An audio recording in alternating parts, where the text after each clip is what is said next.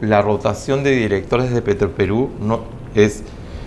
Los directores no llegan, ni el presidente ni el director supera el año en la media. Y el gerente general no supera ni los 6 meses. Tú que has estado en directores de empresas, ¿qué pasan con empresas que terminan rotándolo el directorio y al mismo tiempo el gerente general? ¿Le estamos haciendo un bien? O sea, es solamente una disculpa, no alcancé de tener un directorio. ¿Eso soluciona la situación? Mira, es que no hay forma. Primero, o sea, pongamos las alineaciones. Si este nivel de inestabilidad e ingobernabilidad de una empresa, que tú estás resumiendo muy bien, se diera en una empresa chiquita pues que vende 10 millones de soles, no pasa nada. Pero Petroperú es una de las probablemente 4 o 5 empresas más grandes del Perú. Es inmensa Petroperú. Entonces, en una empresa tan grande hay un gobierno corporativo tan malo que hace que tenga ese nivel de rotación de gerentes. Es imposible manejar una empresa con ese nivel de rotación. Es absolutamente imposible. Y ahí están las consecuencias, ¿no? O sea, ahí ya están las consecuencias de estos miles de millones de dólares de pérdida que nos genera, ¿no? Te pregunto algo más. La presidenta, y lo sabemos, de Perú 21, está apostando por un presidente que está en contra del plan de reestructuración y ha minimizado el problema. ¿Qué efecto podría tener? Y incluso tiene ciertas ideas, ciertas ideologías como antiminero, antiinversión. ¿Cómo al final puede afectar a la situación de Petroperú? ¿Cómo puede empeorar la situación si ponemos un presidente, este señor se apellida Narváez, Alejandro Narváez, que le están metiendo como 2.500 millones de dólares a Petroperú y él para una reestructuración que él no está de acuerdo? Por lo tanto, ¿cuál es la posibilidad de que esa reestructuración se lleve a cabo y que al final se devuelva ese dinero? O sea, ¿cuál es la probabilidad de éxito de una empresa, de un tipo que no cree en este plan que se está haciendo? Creo que la probabilidad de éxito es cero. Y es cero porque creo que, nuevamente, Petroperú es una empresa.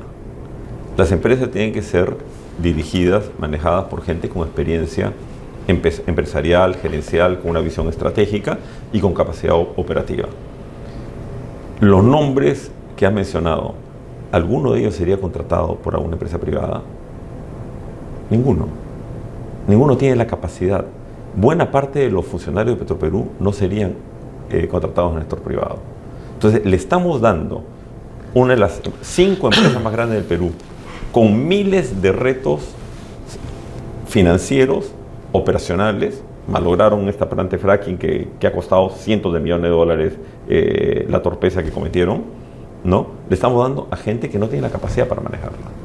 Justamente lo que quería el anterior directorio era empezar a producir cambios, ¿no? Para poder empezar a tener una mejor gestión, ¿no? Yo creo que nos va a seguir costando miles de millones de dólares esta aventura, sencillamente porque tenemos una presidenta que creo que no tiene el conocimiento, ni la experiencia, ni la voluntad política que querer arreglar un problema tan grave como es que es para mí solo un ejemplo de la pérdida de brújula que se inicia. Precisamente este proyecto es un deseo del presidente Humala, que soñaba con tener su empresa petrolera. Como que tener una empresa petrolera te ponía en otra categoría. Hay países que no tienen empresa petrolera y no pasa absolutamente nada. Irlanda creo que ni siquiera tiene refinería, por ejemplo, ¿no? O sea, importas petróleo, pues importas combustible, los importas, ¿no? ¿Cuál es el problema? Quiero retroceder a la parte fiscal. El ministro Aristas hace unos días reconoció que tenemos una falla porque no estamos cumpliendo con la regla fiscal, que no es poca cosa en un país como el nuestro, considerando el pasado. ¿Cuáles crees tú que sean los riesgos? Porque, a ver, tenemos un presidente del Banco Central que ha hecho una buena labor. La autonomía del Banco Central ya se tenía con la Constitución del 79. Con lo cual, si tú tienes muchos déficits fiscales, vamos a tener el problema de que el Ejecutivo le va a tener que tocar la puerta de alguna manera. El Banco Central va a romper esa autonomía que se ha mantenido y vamos a tener una desgracia. Nuestra moneda dura va a quedar en el pasado. ¿cuáles tú crees de que son esos riesgos de que no se respeten las reglas fiscales y que estemos gastando, aumentando la deuda? Yo creo que hay varios niveles de análisis de tu pregunta. Uno primero, ¿no? O sea, un elemento diferenciador del Perú respecto de todos los países de la región, junto con Chile probablemente, ha sido la seriedad de su manejo macroeconómico. Y esto se traduce en déficit fiscales bajísimos, tasa de inflación probablemente en los últimos 15, 20 años la más baja de la región, un nivel de reservas internacionales el nivel más alto de la región, una estabilidad cambiaria de lejos la mayor estabilidad cambiaria en este siglo. Todo eso es producto de un manejo ordenado de la política monetaria y la política fiscal. Si la política fiscal empieza a desordenarse, o sea, ¿qué implica un déficit fiscal? Un déficit fiscal implica que estamos gastando más de lo que está ingresando, pero lo estás gastando. Esa diferencia tienes que cubrirla. ¿Cómo la cubres? Con deuda. Entonces empiezas a endeudarte, sales a los mercados, emites bonos, etcétera, etcétera.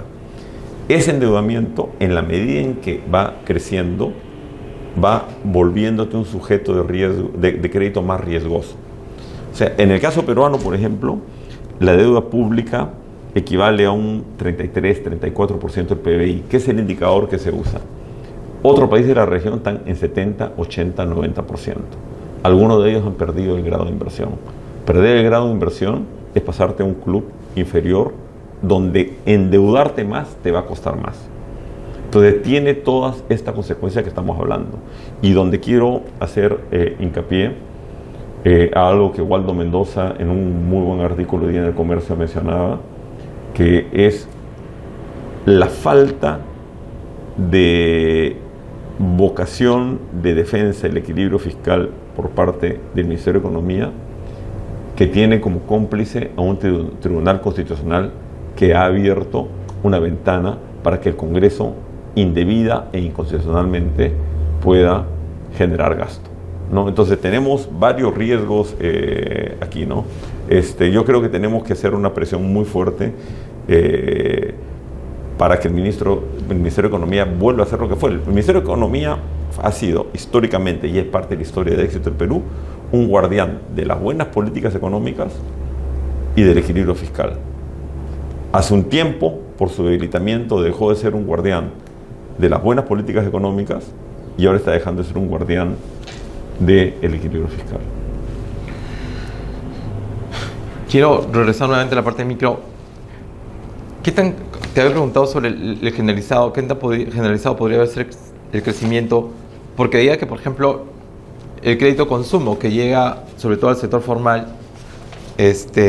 considerando, estoy hablando de la banca, por ejemplo, venía aumentando la morosidad. Incluso esto llevaba a las que las instituciones financieras reduzcan sus colocaciones. Entonces, sí, y veo que el ingreso promedio está creciendo 5% y el empleo, estoy hablando del formal, y el empleo está creciendo 2,5%, ¿no? ¿Qué está pasando? ¿Está mejorando la productividad o está creciendo solamente un sector que es mucho más productivo? ¿Y cómo es que si el ingreso promedio crece, la gente está incumpliendo con sus pagos? ¿Qué está pasando ahí? Sí, a ver, en la pandemia la gente se endeudó y la gente perdió ingresos. Luego vino la pandemia política, que yo le llamaría, de Pedro Castillo, donde no se generó empleo, la inversión privada se frenó en seco. Yo siempre digo, ya lo he dicho antes, que Pedro Castillo robó mucho, pero lo que más nos robó fue el sentido futuro del país. Y ahí se frenó la inversión privada. Entonces, toda la gente que post pandemia regresa al mercado no encuentra una respuesta en el sector formal, se va al sector informal, donde aumenta la oferta, la demanda era menor y las remuneraciones disminuyen. Entonces la gente está saliendo todavía de este sobreendeudamiento y los bancos instituciones financieras están procesando, digiriendo poco a poco esa cartera mala, porque al comienzo refinanciaron, etcétera, etcétera. Es un proceso yo diría, de digestión de una mala cartera producto de la combinación de la pandemia que tuvimos del COVID y la pandemia política que fue Pedro Castillo. Entonces, para que esto cambie, es que el Perú necesita crecer a 6, 7, 8%. El 3% que pinta bien a nivel regional, porque el barrio está igual de complicado que nosotros, ¿no es cierto?, no es suficiente. El Perú necesita otros niveles de crecimiento para que toda la población poco a poco empiece a salir. Y para que volvamos a crecer 6-7%, que el Perú tiene el potencial, indudablemente, tenemos que recuperar la política. Y yo no soy un especialista como para dar las recetas de qué hacer con la política. Lo único que sé es que no podemos tener 40 candidatos, y también sé que no podemos seguir jugando con fuego. Mira, déjame por acá tener un datito. Claro. Déjame buscarlo. Mira, entre el año 2001 y el 2016 hubo un pedido de vacancia. Entre el 2017 y hoy, 16 pedidos de vacancia. No podemos jugar con eso, ¿no? Ya los politólogos tendrán que encontrar la solución. Tenemos que recuperar y hacer que el Estado funcione, para lo cual requiere recursos, requiere buenos gestores. Desde el gobierno de Vizcarra hemos ido degradando la calidad de los gestores del Estado. ¿Para qué? Para que todos los recursos que se van produciendo se canalicen en buenos servicios para el ciudadano, empezando por seguridad, salud, educación, infraestructura, etcétera, etcétera, ¿no? O sea, tenemos el potencial económico para alimentar esto, pero este potencial económico no va a terminar de despegar si no arreglamos estas dos cosas, ¿no? Pero habíamos mencionado de 3 buenas noticias. ¿Qué tanto podrían ser buenas noticias considerando la coyuntura? Por ejemplo, habías mencionado APEC, Chancay y Jorge Chávez, que sabemos son buenas noticias considerando el impacto que puede tener la población. Sin embargo, la vez pasada conversaba con una empresa que es extranjera, y me preguntaba, oye, considerando la situación que está pasando de inseguridad, ¿el APEC va o no va?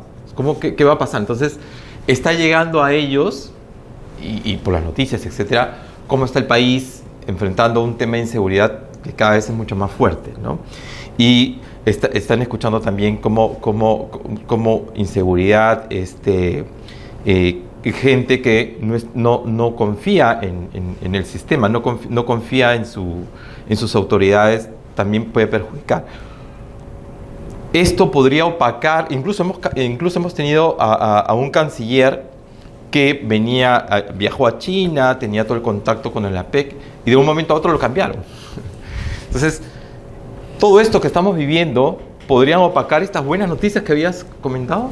A ver, empecemos con APEC, ¿no? El hecho de congregar a tantos líderes políticos, presidentes, primeros ministros y líderes empresariales que vienen de primer nivel mundial en el Perú, de por sí es una buena noticia.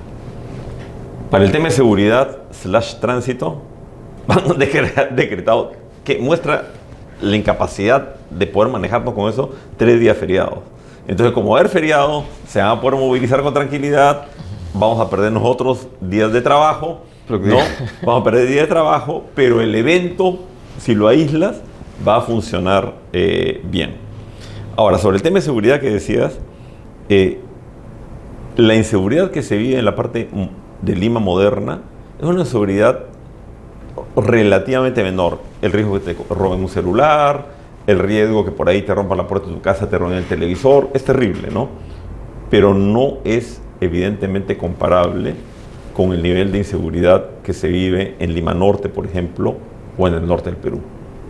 Esos son otros niveles de seguridad, porque pasamos del ladrón que en moto te arrancha el celular, pasamos a crimen organizado, a bandas de extorsión. O sea, si tú quieres tener tu bodega en Trujillo, tienes que apoquinar 500 soles al mes, o lo que sea. O sea, es otro nivel de criminalidad que afecta tremendamente a las familias, a los pequeños negocios, ¿no? Esa criminalidad todavía no ha llegado, en general, con excepciones como la minería ilegal, a la gran empresa. Está mucho más afectando a los pequeños negocios, ¿no?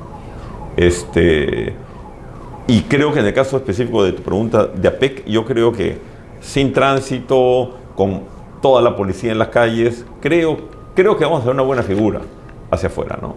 Y tener a todos ellos en el Perú es una buena noticia, ¿no? Claro. Me preocupa Chancay, por ejemplo. Ese es un ejemplo más adicional de la disfuncionalidad del Estado peruano. Hace 5 o 6 años sabemos que viene Chancay. Sabemos que el año 24 se va a inaugurar. Sabemos que requiere un montón de servicios. Sabemos que Chancay se puede convertir en un polo de desarrollo. ¿Qué hemos hecho como país para poder organizar y tener a Chancay bien puesto para este desafío? Nada. No hemos hecho nada. Aeropuerto de Lima. El operador y sus inversiones adyacentes han invertido en total 2.400 millones de dólares. 2.000 el operador y unos 400 millones de dólares en todas las obras, plan de estacionamiento, almacenes, alrededor. 2.400 millones. El Estado solo tenía 2 obligaciones ahí. Que funcione la nueva torre, que ojalá que funcione, porque es un tema de Corpac, y hacer el bendito puente Santa Rosa, que no lo ha hecho. O sea, el sector privado llegó con sus 2.400 millones y está en diciembre en capacidad de operar el aeropuerto. ¿Qué tenía que hacer el Estado? Un puente que no es un puente pues sobre el río Amazonas, es un puentecito sobre el Rímac, no te pases, ¿no? Y no ha sido capaz de hacerlo. Perdimos ahí 1 año y medio con el gobierno de Castillo, donde su ministro de Transporte, Silva, estaba preocupado en otras cosas más vinculadas a su interés económico, ¿no? Claro. Y para terminar, las expectativas empresariales están mejorando, pero igual están muy a la orilla todavía de esta línea que separa el optimismo del pesimismo. Y se vienen elecciones muy pronto. Entonces, apoyo que tiene el SAE, el Servicio de Asesoría Empresarial, y cada vez hacen encuestas, toman mediciones, etcétera, se reúne. ¿Cuál es el estado de ánimo de los empresarios? ¿Qué creen de que va a pasar? Los ya candidatos que existen, las idas y venidas que hay en la parte política, ¿cómo está afectando su sentimiento hacia el futuro? A ver, yo creo que a nivel empresarial hay 3 preocupaciones por el entorno de negocios que provienen de la esfera política, ¿correcto? Hay uno primero que es la gobernabilidad del país de aquí al 26. Yo creo que la gran mayoría de empresarios desaprueba la gestión de Dina Boluarte. A la vez considera que Dina Boluarte es mejor que Pedro Castillo. O sea, hay cierta tranquilidad de que este es un gobierno extremadamente muy mediocre, pero que no hace grandes barbaridades, ¿no? Entonces, hay la preocupación de qué va a pasar el 25, llega el 26, y todo lo que está ocurriendo, en qué medida puede, digamos, por ejemplo, el paro de transportistas, que creo que en el fondo todos simpatizamos con ese paro de transportistas porque es absolutamente legítimo, ¿no? Es un reclamo al Estado. Fíjate, lo que no ha podido la izquierda, que es movilizar a la población y parar Lima, lo ha podido un gremio de transportistas, bodegueros, representantes de mercados, ¿no? Que y eso es positivo como país, ¿no? Pero mi punto es, entonces, ¿en qué medida eso va a repercutir en cambio en ministros y funcionarios públicos? Preocupación de que se cambien a los buenos. Eso es un ámbito de preocupación. El segundo es lo que proviene del Congreso.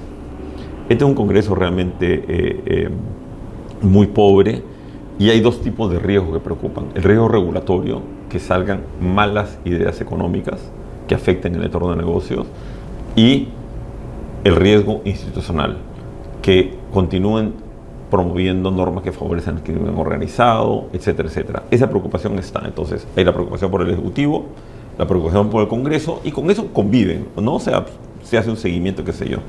Y luego viene el elefante en la sala, ¿no? Que es las elecciones del 26. Hay una gran incertidumbre porque vamos a enfrentar un proceso donde hay 20, 30, 40 partidos, candidatos de todo tipo, cualquiera de los dos, haz las combinaciones que quiere, puede pasar a segunda vuelta, ¿no? Entonces, esto sí genera un nivel de incertidumbre. Creería que el empresariado hoy ya está resignado a no tener un presidente inspiracional, que vaya a liderar un gran cambio del país. O sea, creo que el empresariado, creería yo, que ha perdido la esperanza de eso. Queda tranquilo con un presidente que haga un gobierno normal, que permita que nombre buenos ministros, que pase lo que pasó del 2001 al 2017-18, donde mal que bien el país iba en distintos ámbitos avanzando. Venía un ministro de Educación como Jaime Saavedra, hacía sus reformas, venía el otro acá, infraestructura, íbamos avanzando y avanzando lentamente, ¿no? O sea, yo creo que si hubiera 2, 3 candidatos que te hicieran ver que podemos tener gobiernos normalitos, habría una gran confianza en el empresariado. El riesgo está en los extremos de derecha e izquierda, de que venga pues alguien que es disruptivo en el más sentido de la palabra, ¿no? Muchas gracias, Gianfranco. Muchas gracias, amigos. Conmigo hasta otra oportunidad y no se olvide de seguirnos en las redes. Hasta pronto.